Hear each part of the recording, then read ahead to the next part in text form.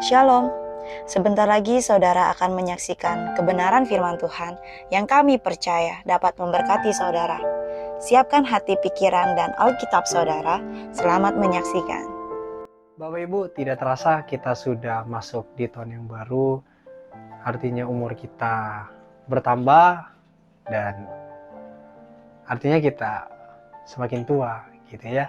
Kalau Alkitab berkata manusia lahiriah kita semakin merosot.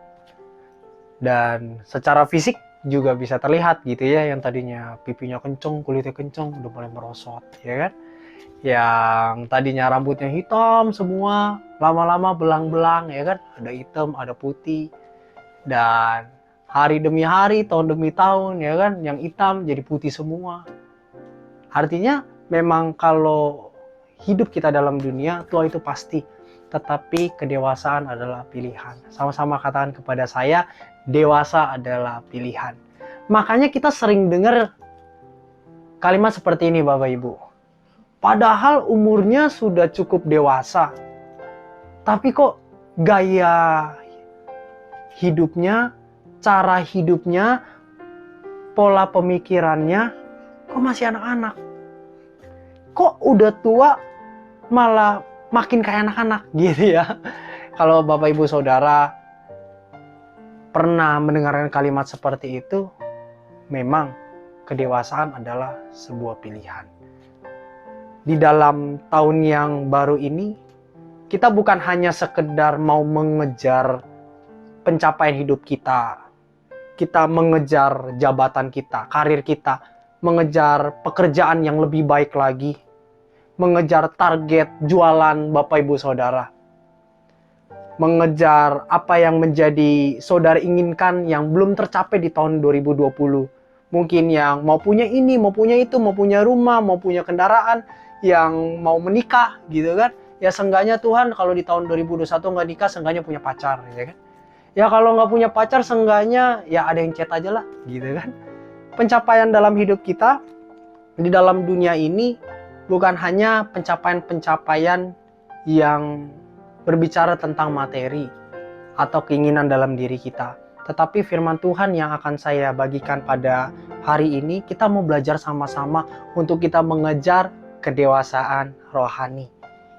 Di dalam kitab Filipi pasal yang ketiga, di ayat yang pertama, di awal ayat dari pasal tersebut, bahwa Paulus menceritakan siapa itu Paulus.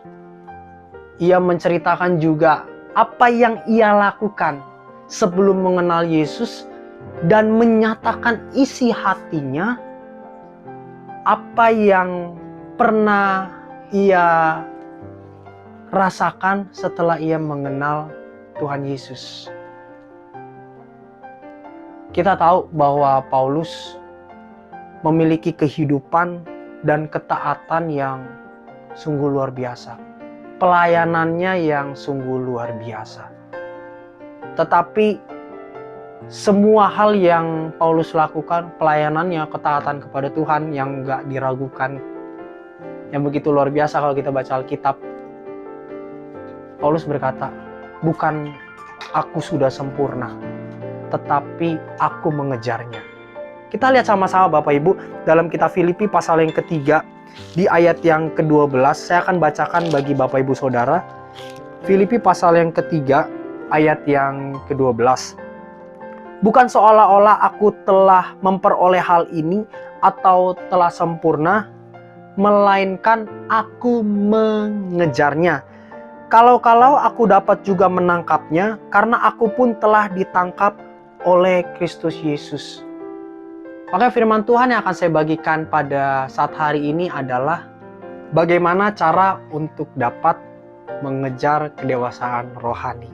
Firman Tuhan yang akan saya bagikan hari ini adalah bagaimana cara dapat mengejar kedewasaan rohani. Di poin yang pertama adalah melupakan masa lalu. Kita lihat sama-sama dalam kitab Filipi pasal yang ketiga ayat yang ke-13.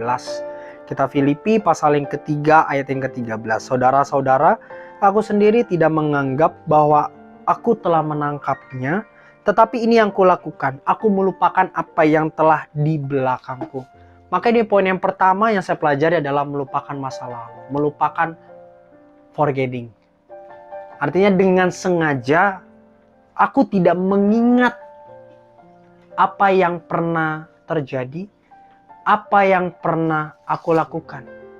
Memang sulit Bapak Ibu untuk melupakan masa lalu.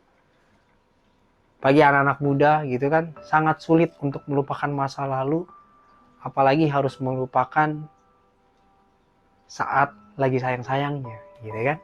Nah, kalau kita lihat dalam kehidupan Paulus, Paulus dulu adalah penganiaya pengikut Yesus, tetapi Alkitab mencatat bahwa Paulus adalah penginjil yang luar biasa. Paulus dahulu adalah seseorang yang menganiaya pengikut Yesus, kemudian menjadi saksi Kristus.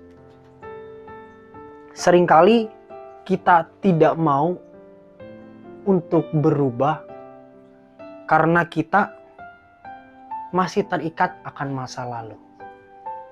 Contohnya Bapak Ibu, aduh, gue kemarin habis bohong sama orang tua, makanya gak mau deh minggu ini pelayanan, ya kan? Saya pernah melakukan free sex dan akhirnya merasa bahwa diri saya tidak layak untuk saya masuk dalam pelayanan. Dulu saya pecandu narkoba. Saya percumalah datang sama Tuhan, kayaknya Tuhan gak anggap saya. Seringkali kalau kita mengingat-ingat masa lalu, kita tidak berani untuk kita mau maju, untuk kita mendekat kepada Tuhan. Tidak sedikit orang mundur pelayanan karena masa lalunya. Makanya Bapak Ibu Saudara yang saat hari ini tidak berani untuk mau mengejar kedewasaan, mari kita sama-sama untuk kita melupakan masa lalu. Itu adalah poin yang pertama. Di poin yang kedua adalah mengarahkan diri ke depan. Di ayat yang ke-13, di ayat yang selanjutnya, dan mengarahkan diri kepada apa yang di hadapanku. Kita mau Bapak Ibu Saudara untuk kita mengejar kedewasaan rohani, kita mau mengarahkan diri kepada Tuhan. Mengarahkan diri kepada ajaran-ajaran firman Tuhan. Kebenaran-kebenaran firman Tuhan. Kita mau lebih giat lagi ibadah kepada Tuhan. Mau lebih giat lagi untuk berdoa. Mau lebih giat lagi untuk datang dalam hadirat Tuhan. Memang tidak bisa dipungkiri Bapak Ibu Saudara, saat kita mau datang kepada Tuhan, mau mengarahkan diri kita fokus kepada Tuhan, ada orang sekeliling kita yang tidak mensupport kita. Yang biasanya tiap minggu saudara nongkrong gitu kan, tiba-tiba saudara menolak, nggak bisa deh saya ada ibadah. Mungkin saudara ada kemungkinan untuk dikucilkan gitu kan. Ah so bener lu ngapain ibadah? Lu biasa juga nongkrong sama kita, lu juga orang yang nggak bener, hidup lu nggak bener, ngapain datang sama Tuhan? Di titik itulah saudara, bisakah saudara tetap mengarahkan diri kepada Tuhan? Kalau saudara tidak fokus kepada Tuhan, kemungkinan pertama, engkau akan lambat untuk memiliki kedewasaan rohani.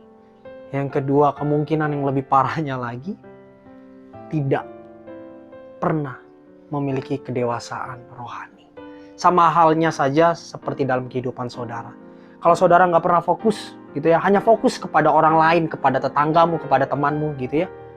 Oh dia enak ya, kuliah, tinggal kuliah. Setelah kuliah, mau kerja, dikasih modal sama orang tua. Hanya fokus kepada orang lain. Kita diem aja di rumah, cuma ngomongin tetangga kita, gitu ya. Kita hanya fokus kepada teman kerja kita, nggak pernah fokus akan pekerjaan kita sendiri. Wah hebat ya dia, kok bisa naik jabatan. Wah pasti main duit, pasti main belakang. Fokus di situ. Padahal saudara tidak pernah fokus apa yang menjadi pekerjaan saudara. Ya gimana mau naik jabatan, ya kan? Kita mau belajar Bapak Ibu untuk kita mau fokus mengarahkan diri kepada Tuhan. Fokus kepada satu titik. Contoh Bapak Ibu Saudara yang sederhana, misalkan polisi ngejar maling nih, gitu kan. Saat polisi ngejar maling kan dia fokus kan gitu saudara. Gitu kan, mau maling ke kanan, mau ke kiri gitu ya. Pasti dia fokus ke depan. Nggak ada polisi ngejar maling. Lihat kanan kiri, ngapain nyari cilok, ya kan? Nggak mungkin. Saat kita fokus kepada Tuhan, kita mau mengarahkan diri tetap ke depan. Nggak pernah lihat kanan, nggak pernah lihat kiri. Mau orang ngomong apapun, aku tetap fokus kepada Tuhan. Itu adalah poin yang kedua. Di poin yang ketiga adalah mengejar tujuan. Di ayat yang ke-14, Bapak Ibu, dan berlari kepada tujuan untuk memperoleh hadiah, yaitu panggilan sorgawi dari Allah dalam Kristus Yesus. Kita tidak hanya mengarahkan diri kita, tapi kita mau kejar tujuan yang telah diberikan oleh Tuhan Yesus, yang sudah disiapkan oleh Tuhan Yesus. Di dalam terjemahan bahasa Indonesia masa kini yang saya pelajari, yang bisa Bapak Ibu lihat bersama, ayat firman Tuhan seperti ini. Itu sebabnya saya berlari terus menuju tujuan akhir untuk mendapatkan kemenangan, yaitu hidup di surga. Untuk itulah Allah memanggil kita melalui Kristus Yesus. Ada tujuan kita dalam kehidupan kita. Untuk mengejar kedewasaan rohani kita, yaitu adalah untuk masuk dalam kerajaan surga. Di dalam kehidupan kekristenan, bukan hanya sekedar menjalankan kehidupan agamawi. Ya, saya ke gereja ya karena orang Kristen harus ke gereja. Saya memberikan persembahan, memberikan perpuluhan ya karena orang Kristen harus kayak gitu. Harus ada komsel, harus ada kegiatan, artinya saya harus ikut karena saya Kristen. Tetapi dalam kekristenan sesungguhnya tidak seperti itu. Butuh dan kita dituntut untuk dewasa rohani. Sama seperti Paulus bilang, aku mengejarnya. Saat saudara bertumbuh dalam kedewasaan rohani, saat saudara datang ke gereja, bukan hanya sekedar datang. Aku Kristen, aku harus ke gereja. Saat saudara bertumbuh, aku ke gereja karena aku butuh Tuhan. Karena aku rindu datang sama Tuhan. Saat saudara baca Alkitab, saat teduh, alasan saudara kenapa? Ya karena dalam Alkitab bilang begini Pak Pendeta. Renungkanlah firman siang dan malam. Ditambah lagi Bapak Gembala setiap hari tulis di grup gitu ya, baca Alkitab setiap hari. Jadi jemaat harus baca. Saat saudara bertumbuh, baca Alkitab tuh kebutuhan rohani, bener. Pengen banget terus baca Alkitab. Mengusahakan terus mau baca Alkitab. Karena apa? Karena itu yang saudara butuhkan. Saat saudara bertumbuh. Sama hal saudara, saat saudara memberi persembahan. Persembahan kasih, perpuluhan. Saudara memberi bukan tanpa makna. Contoh saat saya masih sekolah minggu, ya kan? Persembahan dikasih sama orang tua, ya kan? Sama papi atau sama mami saya. Charlie, nih persembahan, ya kan?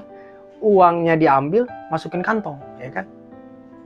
Habis itu dijajanin ya? Enggak dong.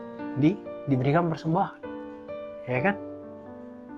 Tapi saat saya bertumbuh hari demi hari, tahun demi tahun, bertumbuh dalam Tuhan, saya memberi persembahan, memberikan perpuluhan yang saya lakukan penuh dengan ucapan syukur. Terima kasih buat pekerjaan yang Tuhan beri. Terima kasih buat kesehatan yang Tuhan beri. Beda sekali saat saya memberi pada waktu saya masih sekolah minggu dan setelah saya bertumbuh dalam Tuhan. Mari Bapak Ibu, saudaraku terkasih dalam Tuhan, hari ini adalah hari yang tepat untuk kita mau mengejar kedewasaan rohani kita di awal tahun ini. Bagi setiap Bapak Ibu Saudara yang terus mengejar dalam kedewasaan rohanimu, semakin semangat. Bagi Bapak Ibu Saudara, anak-anak muda yang sempat merasa bahwa aku mundur, semakin jauh dari Tuhan, ayo, saya ajak Bapak Ibu Saudara, tidak ada kata terlambat. Tidak perlu ada kata hari esok. Saya ajak Bapak Ibu untuk hari ini Saudara, untuk kita mau mengejar kedewasaan rohani kita. Mari kita tanggalkan hal-hal yang buruk. Dan Tuhan gak pernah mengingat masa lalu kita. Dan mari kita sama-sama berlari, mengejar kedewasaan rohani kita. Itulah firman Tuhan yang bisa saya berikan pada hari ini. Bagaimana cara dapat memiliki kedewasaan rohani, kita mau melupakan masa lalu. Kita mau mengarahkan diri ke depan. Dan kita mau mengejar tujuan. Biarlah sama-sama di awal tahun ini menjadi semangat kita untuk kita kejar Tuhan. Amin Bapak Ibu Saudara.